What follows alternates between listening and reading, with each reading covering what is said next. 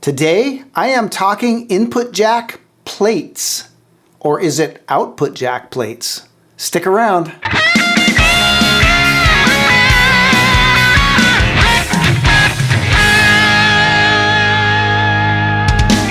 Hey everybody, it is Aaron at Warmoth, and today I am talking input jack plates or output jack plates. And I'm just going to leave that there and let you guys duke that out amongst yourselves.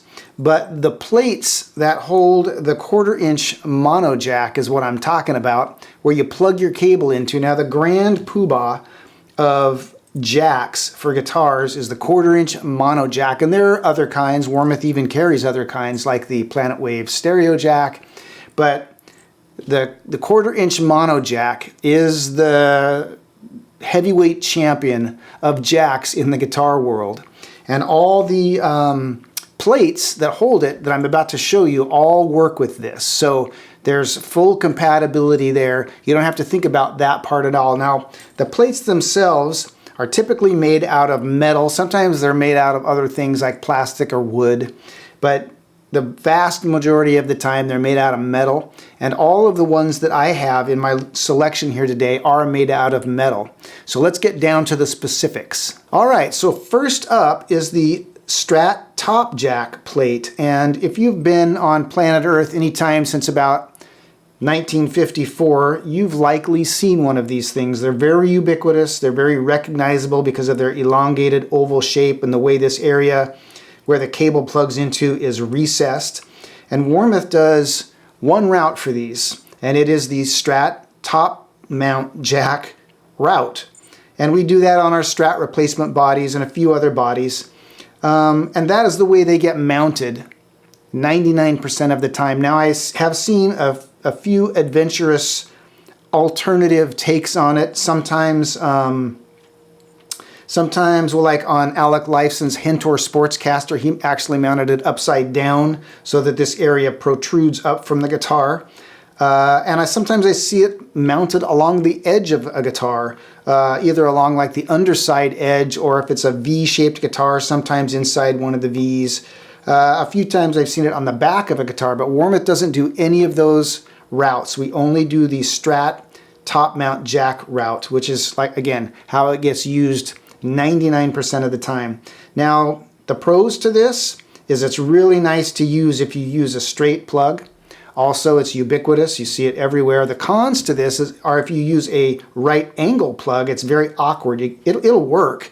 You just have to kind of angle it upwards, which is kind of weird, but you know, it's the nature of the beast. People have been working around that forever because these are so ubiquitous. And here is an example of a Strat top mount jack in place. You can see that it's got the 1/4-inch mono jack installed there.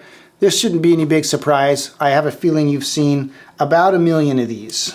So next up we have the football jack, named for its similarity in shape to the American football, and the square jack, named for its similarity to a square. And these are somewhat interchangeable. They're meant to be mounted along the edge of a guitar, usually the underside edge. But there is a very important distinction. You have to pay attention to the body that you're mounting them on, and I shall tell you why. You have to pay attention to the edge radius. And if you have a body with a large edge radius, like a Strat replacement body, you want to use the football jack. If you have a body with a small edge radius, like a Telecaster replacement body, then it's safe to use the square jack. When in doubt, though, always use the football jack. The football jack is safe to use in all circumstances. The deal with the square jack is if you try and mount this on a body with a large edge radius, then you end up, the radius curves in under the edge of the jack, and the edge of the jack ends up kind of hanging out in space a little bit. And I'll show you an example of that in just a little bit. Now, the pros to these jacks are that they work great with straight or right angle cables, in particular right angle cables. The thing I do on all my guitars is attach the right angle cable to it and then just run the cable right up the perimeter of the guitar and around through my strap. But they'll work equally well with either. The cons is that you do have to pay attention to the edge radius of the body you're working with on the square jack. Football jack will work on anything.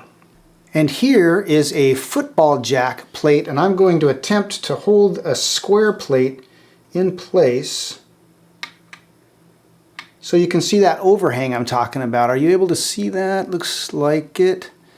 Can you see how it's overhanging right along that edge?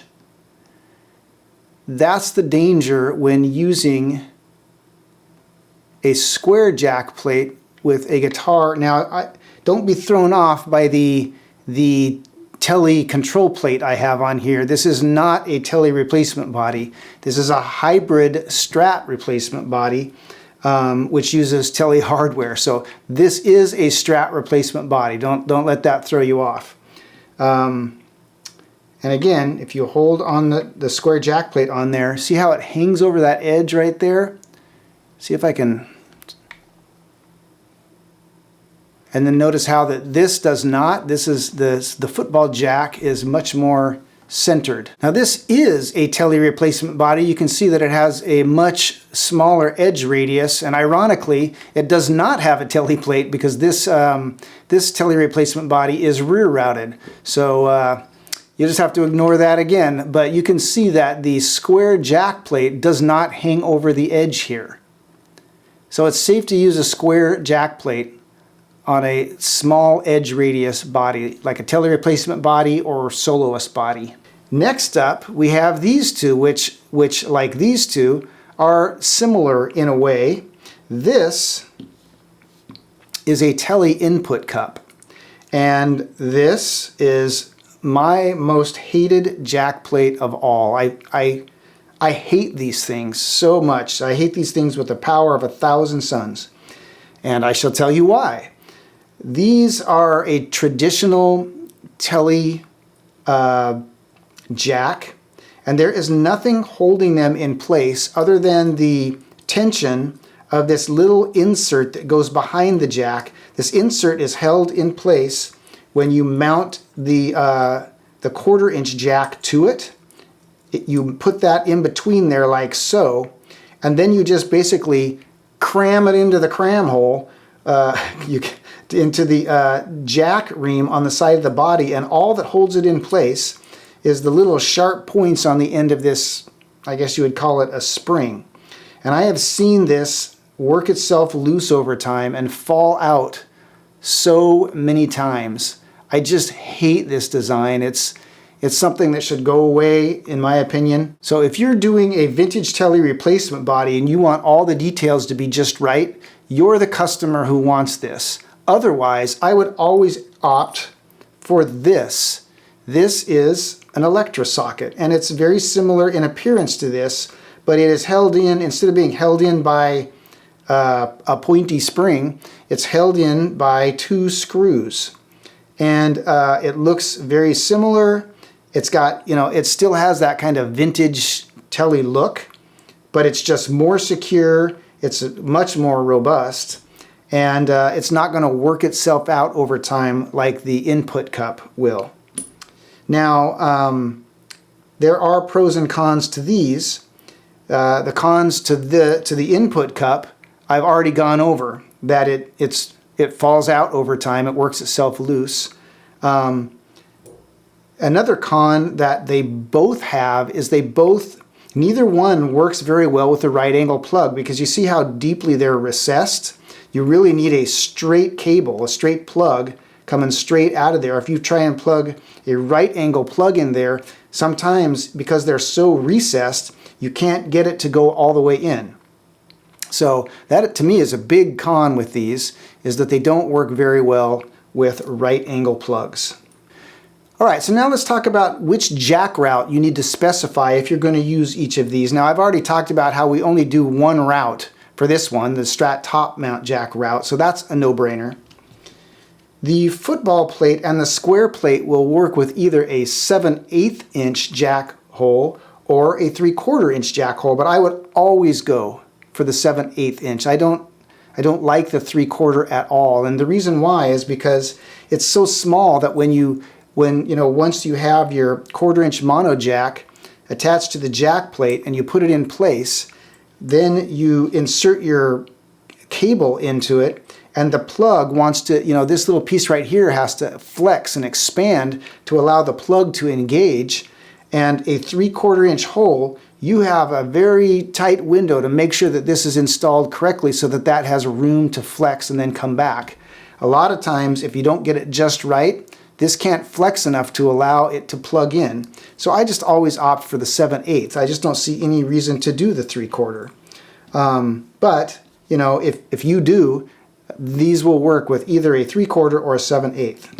Now, both the Tele input cup and the electro socket, these both require a 7/8 inch jack ream. So you have to get the 7/8 with those. And that is everything that I can think of to tell you about input or output jack plates. If you still have questions, make sure and visit the Warmoth website. There's a whole blog article there and all kinds of info pages that go into this stuff in more detail with photographs and everything. If you still have questions, make sure and give our customer service reps a call. They are always happy to help. And until next time, keep on picking.